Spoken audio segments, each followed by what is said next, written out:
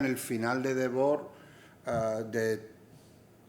estoy totalmente derrotado y voy con los gitanos, aunque no deja de haber cierta lucidez, como esa frase suya que parecería que también la usamos en el proyecto, cuando él dice que los gitanos, se da cuenta como a nivel paradójico, que los gitanos no ponen ninguna resistencia al capitalismo, se dejan atravesar por él de los pies a la cabeza, y sin embargo eso no transforma su forma de vida.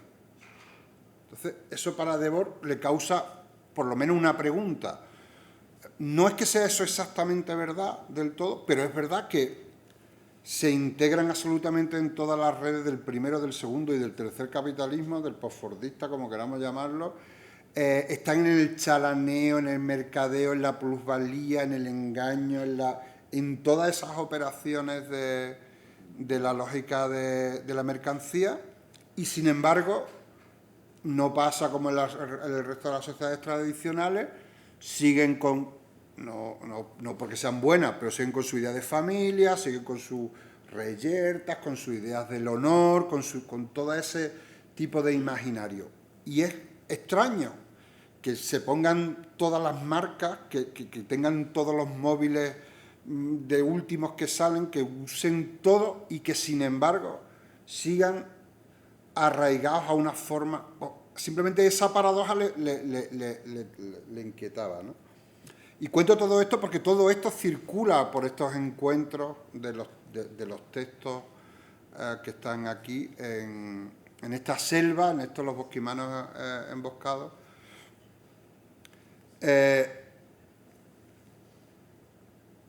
Ya digo, está todo este proyecto de la utopía y está este proyecto de Máquinas de Vivir, y yo trabajo normalmente con Bobote, con Israel Galván, con muchos artistas flamencos, y la diferencia entre flamenco y gitano pues es muy espesa de explicar, y no hay ninguna diferencia, y sí hay diferencia. Yo lo más que soy capaz escueto de decir es que flamenco y gitano es lo mismo, gitano y rom es lo mismo, pero rom y flamenco no es lo mismo.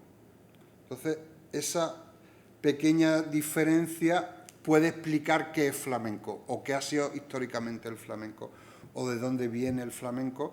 No es una cosa, gitano y flamenco es lo mismo, pero no se utiliza gitano como una categoría racial, porque no se utilizaba, sino como una categoría cultural. Y de hecho, dentro de la literatura gitana también las famosas edictos de persecución de los gitanos, tanto de Isabel la Católica como de Carlos III, como de Fernando VI, en todas se habla siempre de gitanos y agitanados, y lo que importaba era la forma de vida, y que no tuvieran residencia, es decir, que no estuvieran adscritos a ninguna población, en ningún registro municipal.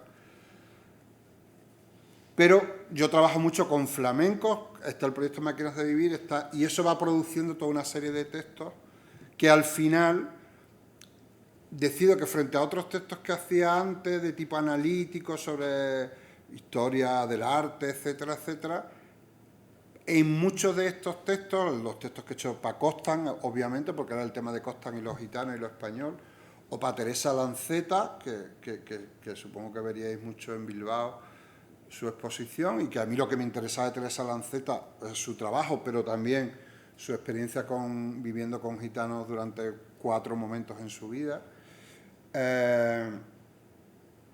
Otros muchos textos que he realizado, el que hice para el proyecto de la utopía, no sé, hay 5 o 6 textos, 7, 8 que están por ahí, que son como textos que todos empiezan con citas del flamenco y con citas de Wittgenstein, con esa idea que retomo del proyecto primero, y que después intentan atravesar de una manera más o menos, lograr hacer una especie de deriva a través de toda una serie de ideas en la que todas estas cosas que estoy contando van apareciendo, fluctúan, producen cierto sentido, iluminan ciertas zonas. Y después hay toda otra serie de textos, de anotaciones que son más, que funcionan como una especie de rodillas de estos textos temáticos, aunque algunos textos temáticos son muy cortos, como no sé, uno que he hecho ahora sobre Didi Uberman para un especial de la revista Antropos. Es un texto realmente brevísimo por una serie de razones, digamos, de agenda, que no me pilló todos los trenes y es un texto... Pero tiene aunque sea un texto breve, tiene la densidad esa grande, y sin embargo estos se dirigen hacia otras zonas y son textos que articulan ahí como rodillas. Son... y cuando Isabel me invitó a Envolturas estaba en estos textos, ya algunos textos estaban por ahí, y había unos textos en los que claramente estaba está el bosque ese primigenio, y había unas figuras en el bosque que son unas figuras que históricamente tienen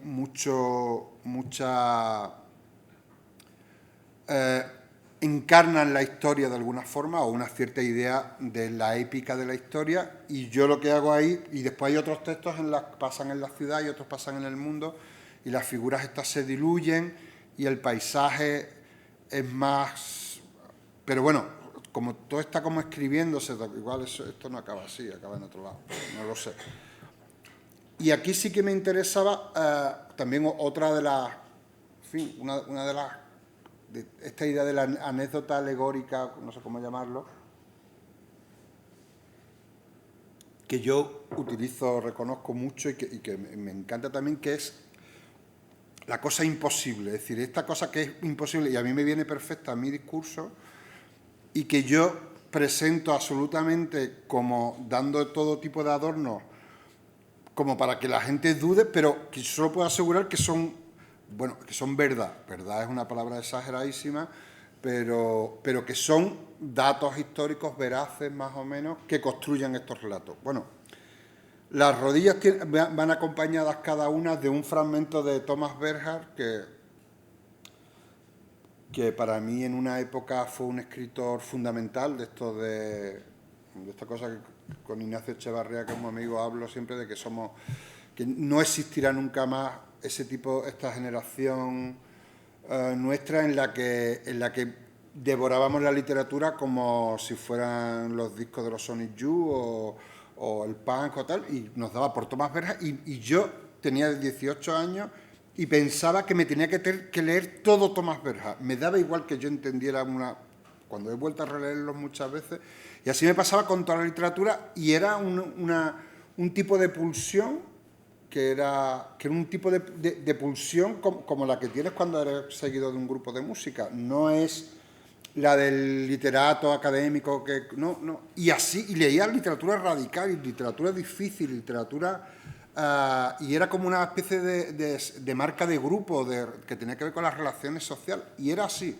Y a mí me cogió Thomas Bernhard en los 18 años, y desde entonces pues nunca se me va, y vuelvo a él una y otra vez, y es como una lectura muy potente, y todo esto pasa en Viena, y todo esto tiene que ver todo, y ya lo usé una vez en un libro que hice en La Garrocha, en Gerona, porque lo que más me parece, el ambiente que he detectado más cercano a lo que Thomas Bernhard cuenta es la zona esa de La Garrocha, Olot, toda esa de la burguesía, esos sitios donde está el crimen, el secuestro de la farmacéutica de Olot, ese tipo de crímenes que no se sabe, la maldad cómo aparece y desaparece entre montañas.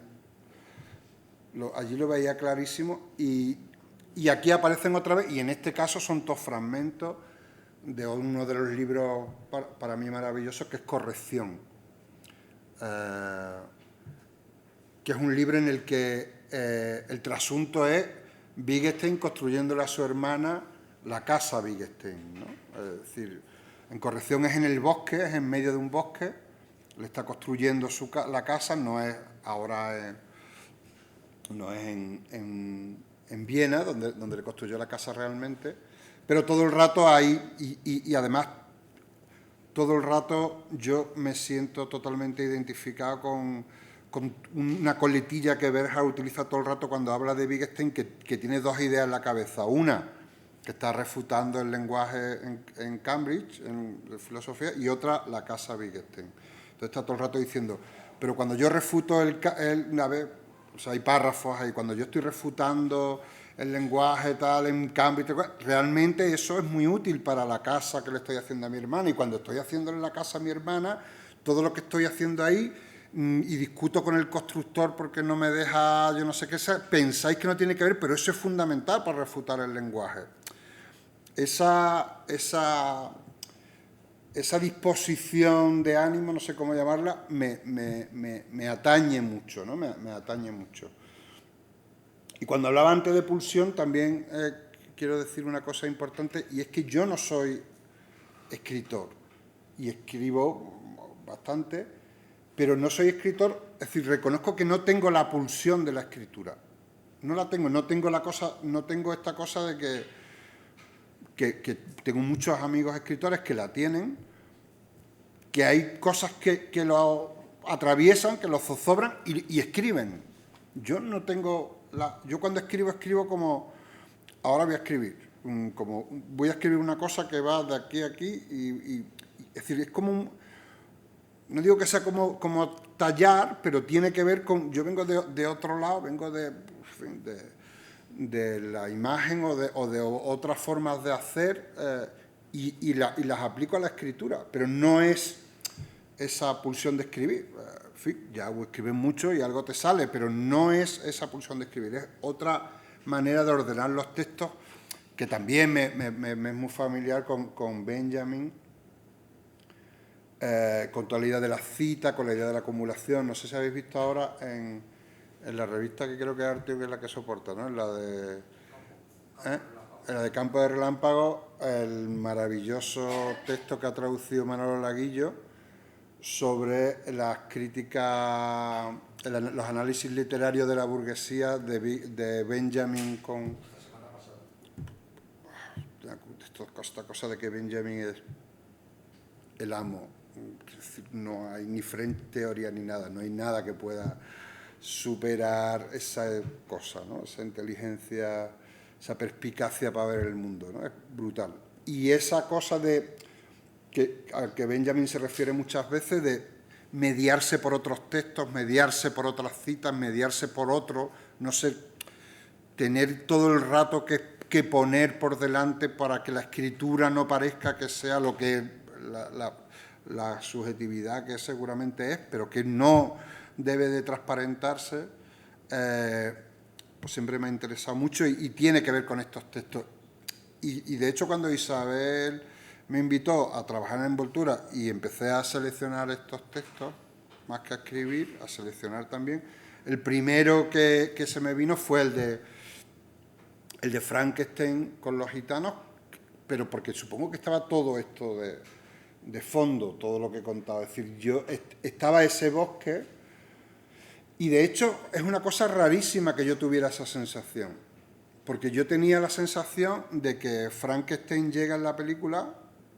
Durante una época pues me vi muchas películas, vamos, me gusta mucho Frankenstein y aparte de leerme la novela, me vi todas las películas, porque yo soy de los que pienso que la novela es buena, pero vaya, exageran con la calidad de la novela.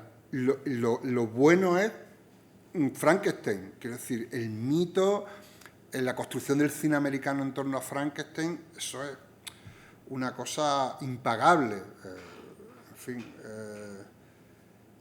y yo tenía esa idea de Frankenstein recibido por los gitanos, que es un poco uno de los relatos.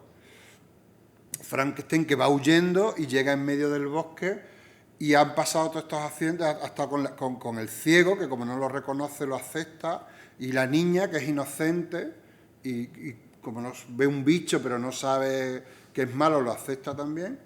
Y los gitanos que lo ven y se sientan con los gitanos y también lo aceptan como tal, ¿no? No hay extrañeza ante el monstruo. Pero cuando fui ya, digamos, a decir el texto está,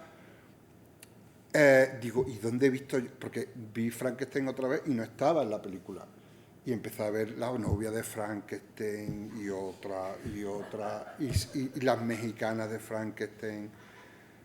Pero yo esa imagen la tenía totalmente en la cabeza. Estaba el anuncio de las Navidades este año, ¿no? De Apple. Frankenstein, No, no lo he visto. Primero la cita una niña, Oh. bebés, y que llega a un pueblo de Apple. No, no lo he visto, me lo habrán cogido Pueblo danés, del ordenador, que yo tengo Apple. de las luces con su electricidad. Pues eso. Pero yo que no había visto lo de los gitanos, pues lo había visto, pero en una película rarísima que es Frankenstein contra el hombre lobo. En esa es donde aparece que hay una figura fundamental en esa película, que después he visto que se convirtió en un mito para muchos grupos de rock inglés alternativo y tal, que es la gitana, una gitana que hay ahí, que es la madre del hombre lobo, y que tiene un protagonismo especial y después le hacen una película a ella. Creo que hay un tema de los Costco Twins que está dedicado a ella, en fin, no recuerdo, se me muere. Pero en esa película es donde hay la escena, solo en esa película, no en la otra. Es más, en muchas hay hostilidad, los gitanos denuncian a Frankenstein, los gitanos dicen... Pero a mí no sé por qué se me había quedado en la cabeza esa escena del campamento en la que los gitanos los sentaban como uno más entre ellos y que me parecía, bueno, es el que abre la idea de esta idea del bosque que en estos textos fluye de una manera contando cosas que son importantes, pero que los gitanos están porque la anécdota es lo que me permite contarlo, pero no tienes exactamente tampoco, sino es una cosa muy sensible que produzca algún tipo de preparación sensible para los otros textos que van a venir. Esa es un poco la función que creo que tienen estas rodillas. De hecho, el segundo de los relatos, que siempre llevan uno de Thomas Bernhard, que es el de Benjamin, el segundo de los relatos, que es el de Benjamin, tiene que ver con una... no es algo que creo que le pasara a Benjamin. La anécdota de los gitanos viene de Mitchell Leiry, que era un antropólogo y uno de los integrantes del Colegio de Sociología Sagrada, pero para mí resumía de una forma muy potente algo que siempre, como lector de Bataille, de Leiry, de Klossowski, de todo el Colegio de Sociología Sagrada, de toda esa disidencia del surrealismo, de toda esa madre de Blanchot, de todo lo que donde viene después toda la teoría francesa, etcétera. Son los textos de Benjamin cuando fue a París y fue al Colegio de Sociología Sagrada y lo iniciaron o fue invitado a ser iniciado dentro del colegio, que tenían una especie de ritual secreto, que es el que se describe aquí más o menos, que te llevaban a un bosque con una venda en los ojos y te hacían una especie de ritual. Y Benjamin, cuando lo vio, se quedó aterrado y le dijo a Bataille que eso era lo que estaban haciendo los nazis en Alemania, que eso era el espíritu de la juventud hitleriana, el espíritu de los poetas pronazis que volvían a las tradiciones celtas en los bosques. Y Bataille estaba escribiendo contra el fascismo y el Colegio de Sociología Sagrada está hecho contra el fascismo. Pero a Benjamin, claro, que lo había vivido de cerca, lo encarnó. Y en una de las otras explicaciones, la de Leiry, habla de estos que cuando iban por la noche con el bosque, los gitanos cruzaban el bosque, ¿no? Entonces, el momento ese que Benjamin nunca ve a los gitanos, de hecho, en el cuento, digamos, en el relato, Benjamin nunca llega a ver a los gitanos, sino está todo el rato lo que cuenta Leiry y lo que cuenta Benjamin, pero de hecho en el texto ni tan siquiera podrían ser dos planos temporales que no tienen conexión. Es decir, Benjamin solo está que se para con la máscara y se tiene que quedar parado y después sigue en la marcha. Y por otro lado está esta historia de los gitanos. Pero me parecía que había ahí algo con lo que cuenta Leiry, es que los gitanos iban y un día se los encuentran y llevan a un tío encapuchado. Y entonces los gitanos tienen unas cosas así como que medio se asustan y preguntan que a quién... Pues no saben si es que se van a cargar un tío o qué van a hacer, ¿no? Entonces les preguntan y ahí hay un momento y creo que tenía que ver mucho con ideas de...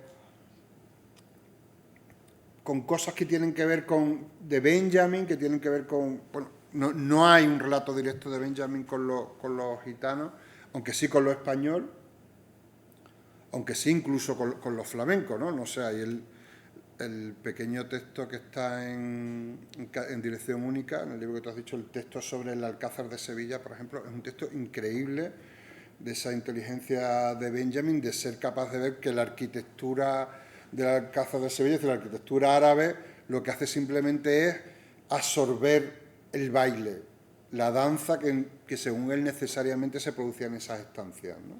Y esa mirada, que supongo que tiene que ver con los días esos que pasó Benjamin en Sevilla, camino de Córdoba, porque iba a ver a la patria de Maimónides, tienen algo que ver con toda esta cosa de la danza, ¿no? Pero ahí hay algo que el texto funciona, no habla ni de Benjamin, ni habla de los gitanos, ni nada. Realmente de lo que hablan estos textos es de mi trabajo, no hablan de otra cosa, ¿no?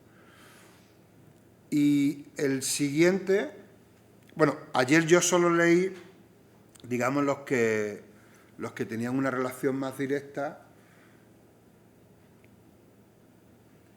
con la Argentina, que eran el de Frankenstein,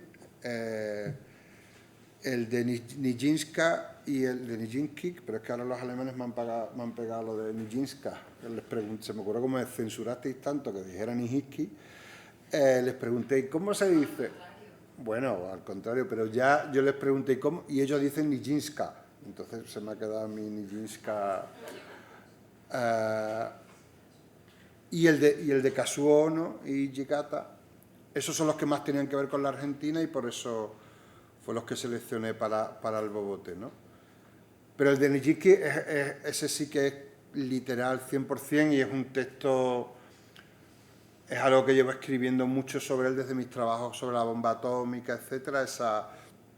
Hay una postal que edité en los años 80, a principios de los 90, que es el famoso salto de Nijinsky en la embajada en el Hotel Sacher, cuando tocan otra vez la pieza de Bartók y aparece el mismo día que tiran la bomba atómica en Hiroshima, y esa idea de el adagio de cuando hay una tormenta en el mar de las Chinas alguien muere en Europa, esa conexión ahí la sentí como muy vivamente, porque sobre todo en los periódicos, por ejemplo en los periódicos españoles del momento, en los periódicos de la prensa del régimen, en uno de ellos aparecían en la portada las dos noticias, la sombra de Hiroshima en un lado y Nijinsky dando el salto en el otro. Ahí la revelación.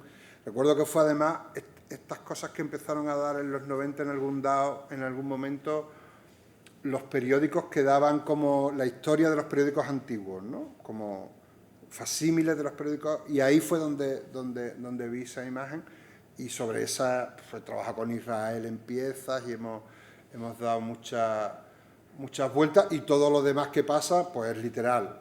Los rusos lo encontraron vagando por el bosque porque habían huido en el final de la guerra, estaba la gente en desbandada y habían dejado la pequeña clínica en la que estaban en Hungría, procedente de Zúrich, le habían dejado, digamos, sin vigilantes, sin atención, y se habían ido al bosque. Lo encuentran los rusos se lo pasan a los americanos, y los americanos hacen esta fiesta, y está también el reconocimiento a los gitanos, y que le hace el baile de los gitanos con los soldados rusos, se pone de fiesta a hacerlo. Es decir, que ese cuento es bastante literal, y claro, de la bomba de Hiroshima me llevaba inmediatamente a Kazuo Ono, en el cual, bueno, pues no existe como tal, no hay una constancia de ese paseo exactamente, pero todos los leitmotiv son reales. Los paseos por ese bosque, que es el bosque...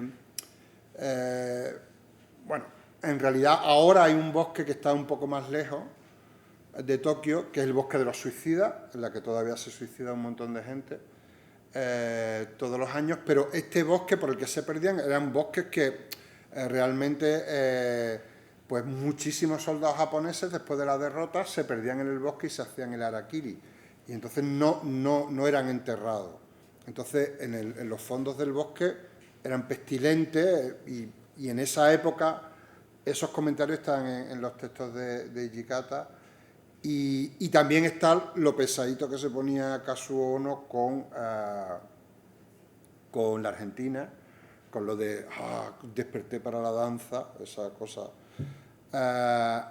Y después la referencia final que me parecía, bueno, aparece, es porque es tremenda en esa primera pieza fundadora del Buto, ¿no?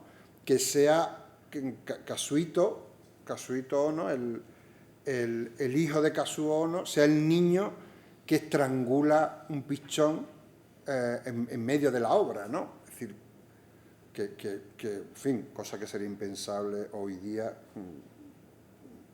Esto fundó el Buto, pero pensar que hoy día en cualquier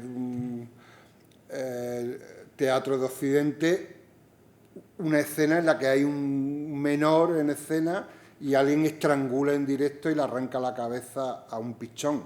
Es decir, es una cosa tremenda, llena de connotaciones, que sea además el hijo de Kazuo Ono, está llena de connotaciones edípicas y de todo tipo ahí que fluyen con cuestiones de identidad y tal.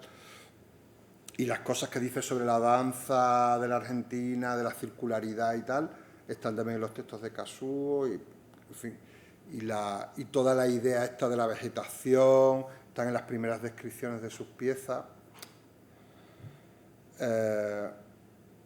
Y en todo el rato está la aparición, en este caso la flamenca en la gitana, la función la tiene en la Argentina, pero es la misma función que tienen en el texto de Benjamin los gitanos, que tienen en el texto de Frankenstein los gitanos, que tienen en el texto de Nijinsky los gitanos. Es decir, la función el desencadenante de la alegoría, digamos, el desencadenante del gesto, es como, son textos también sobre gestos, pequeños gestos que se desarrollan. Y el último es el de Wittgenstein, que bueno, que tiene un montón de episodios oscuros en su vida, y uno de los que tiene más extraño es toda esta época en que fue maestro de escuela rural, cuando después de publicar el Tractatus y de ser, bueno, pues como un filósofo que casi conmociona la historia de la lógica, por lo menos, pues decide retirarse y volver y ser maestro rural en la Alta Austria, en los mismos terrenos donde Thomas Bernhard dice que está lo peor de la humanidad. Y tiene, no sé si es verdad y da igual, pero fue expulsado de varios colegios y tiene un montón de expedientes por violencia contra los niños. No podía soportar a los niños y les pegaba, a los niños tontos los castigaba mucho y tuvo un montón de conflictos con la familia. A otros los ayudaba, que siempre se ha contado eso, los ayudaba, le daba beca, convencía. Él había regalado toda su fortuna, ya no tenía, como dicen los hermanos, claro, es muy fácil regalar toda la fortuna y venía a pedirnos todos los días todo tipo de favores económicos. Pero él hacía que los hermanos contrataran a la gente, a las familias enteras, hacía que la contrataran para que los niños estudiaran matemáticas, etcétera. Y ahí hay también una serie de episodios que son los únicos episodios que tiene Wittgenstein con gitanos, que tienen que ver con su curiosidad por el lenguaje, su curiosidad por la jerga y esas gramáticas y estas cosas de la soberbia. Wittgenstein pensaba que él iba a hacer la gramática perfecta porque no había una correspondencia entre los dialectos del alemán hablado en Austria y el alemán que se hace norma después de la República de Weimar. No había correspondencia, entonces Wittgenstein, como claramente pensaba que él era inteligentísimo, dijo: yo voy a escribir un manual sobre